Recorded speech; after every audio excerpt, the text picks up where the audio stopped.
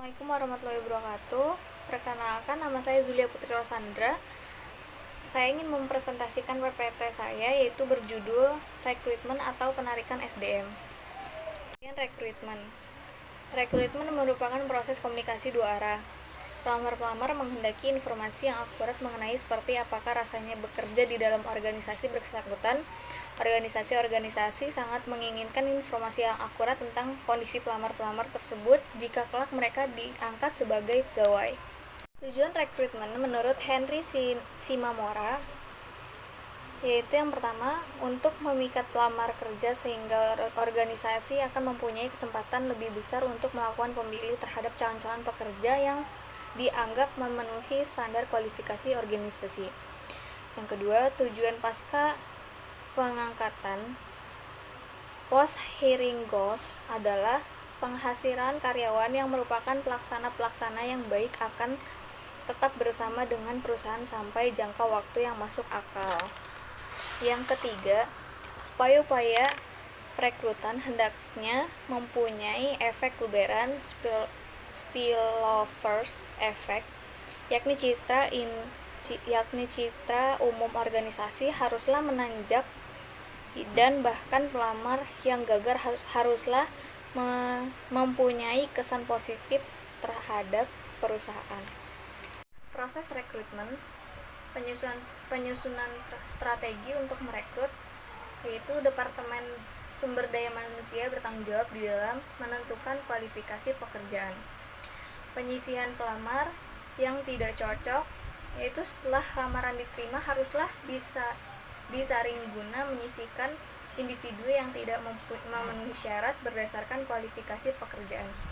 Pencarian pelamar kerja, yaitu aktivitas perekrutan sesungguhnya bisa berlangsung melalui sumber-sumber perekrutan yang ada. Pembuatan kumpulan pelamar, yaitu kelompok pelamar terdiri dari individu yang telah sesuai dengan kriteria yang telah ditetapkan oleh perekrut dan merupakan kandidat yang layak untuk posisi yang dibutuhkan. Sikap yang berbeda di lingkungan perusahaan dalam melakukan rekrutmen, yaitu pertama, sikap pasif tanpa diskriminatif. 2. Rekrutmen berdasarkan perbedaan. 3. Rekrutmen berdasarkan prioritas. 4. Rekrutmen dengan penjatahan. Rekrutmen, yaitu yang pertama, kebijaksanaan organisasional. Yang kedua, rencana-rencana sumber daya manusia. Yang ketiga, kondisi pasar tenaga kerja. Yang keempat, kondisi lingkungan eksternal. Yang kelima, persyaratan-persyaratan jabatan. Yang keenam, kebiasaan-kebiasaan pelaksana rekrutmen. Kendala kebijaksanaan operasional, yaitu kebijaksanaan promosi untuk memberikan kepada karyawan sekarang kesempatan pertama untuk mengisi lowongan-lowongan pekerjaan. Kebijaksanaan status karyawan, banyak perusahaan mempunyai kebijaksanaan penerimaan karyawan dengan status honorer, musiman atau sementara atau part-time.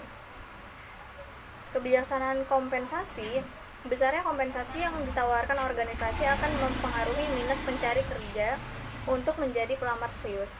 Kebijaksanaan penerapan tenaga lokal, perusahaan mungkin mempunyai kebijaksanaan untuk menarik tenaga kerja tenaga lokal di mana perusahaan itu berlokasi dan beroperasi.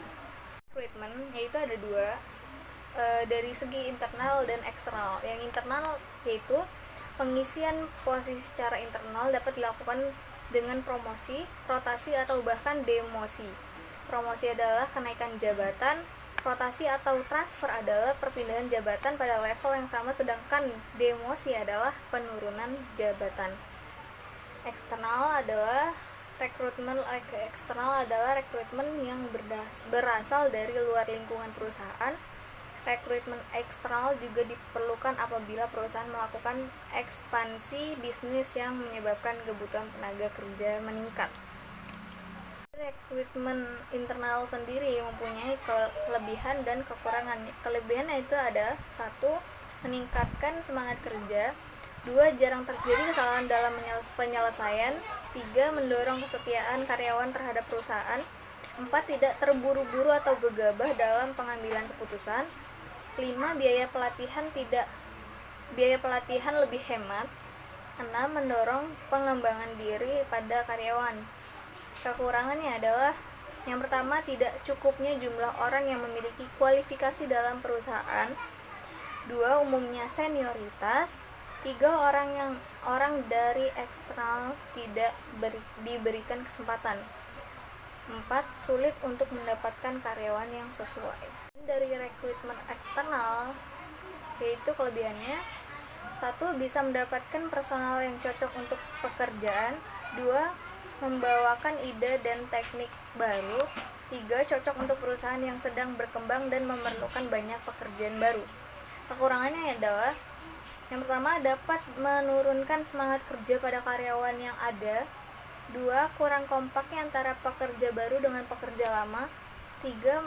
Memerlukan biaya pengiklanan pada media, pengujian, dan interview. Rekrutmen itu ada 11, yaitu yang pertama walk-in, yang kedua rekomendasi dari karyawan, yang ketiga pengiklanan, yang keempat agen-agen penempatan kerja, yang kelima lembaga-lembaga pendidikan, yang keenam organisasi-organisasi karyawan, yang tujuh leasing, yang kedelapan nepotisme, yang 9 asosiasi-asosiasi profesional, yang ke-10 operasi militer, dan yang 11 open house.